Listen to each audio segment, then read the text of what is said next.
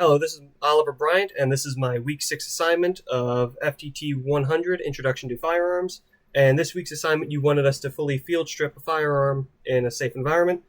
So the firearm that I choose to field strip today is going to be an XDM Elite Compact, chambered in a .45 Auto.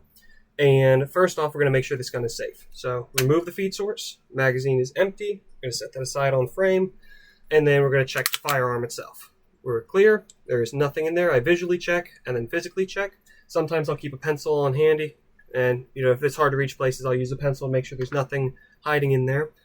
Because some magazines, actually the ejector is on the magazine and the firearm will not eject brass or anything in there if the magazine's not in it. So first off, I always like to make sure that the firearm's pointing in a safe direction, and through this wall there's nothing. There's just about 4 miles of just trees and a big old hill. So there's nothing alive within that range except for squirrels and local fauna.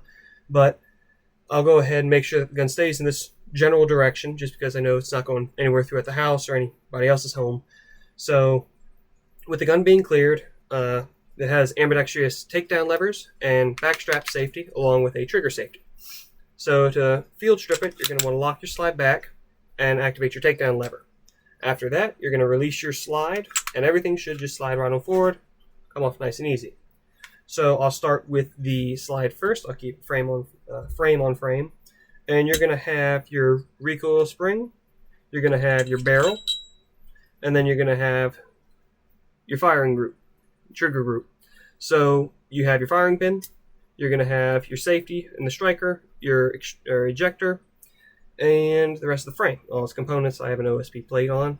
So that being said, you also want us to find schematics on the firearm of our choosing, and thankfully using firearms.com I was able to locate some schematics on this, and I divided them in 2 separate groups.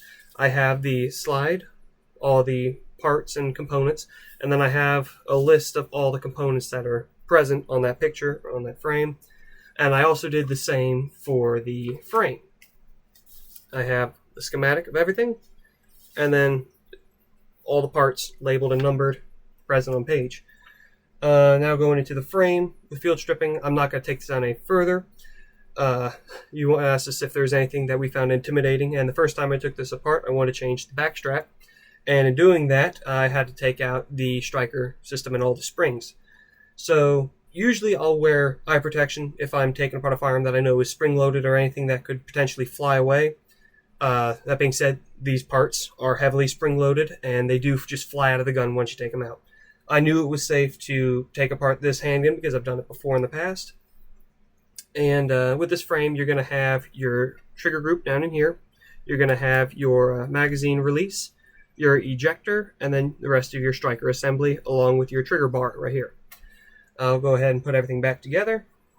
So we're going to just do a reverse operation, taking your barrel first, make sure your locking lugs are up and your spring reinforcement for the recoil spring is down, or up in this case. Then you are going to put your recoil spring back in place, and then put everything back together on the slide. And it should just all slide together, goes back, lock the slide back, takedown levers back in the original position. Now, firearm does not function, does not slide, does not move in the wrong direction. After I fully disassemble a gun and do any cleaning, I always like to make sure that the safety still work. So I'll test the backstrap safety, pull the trigger. Without using the trigger safety, trigger doesn't go without the trigger safety. Now I'll do the same thing by pulling in the trigger and trigger safety with no backstrap, nothing happens. Then I test the trigger after, making sure the gun is still clear and there is no feed source. I'll go ahead and test the trigger in a safe direction. Trigger works. I reset the trigger, make sure the trigger reset's still the same. Trigger reset, trigger still pulls. So there I know that all the safety still works. And the final thing I do is I put the magazine, this is empty, back into the firearm and make sure that the magazine catch still engages and make sure it functions properly as it should. That was my week 6 assignment, and thank you and goodbye.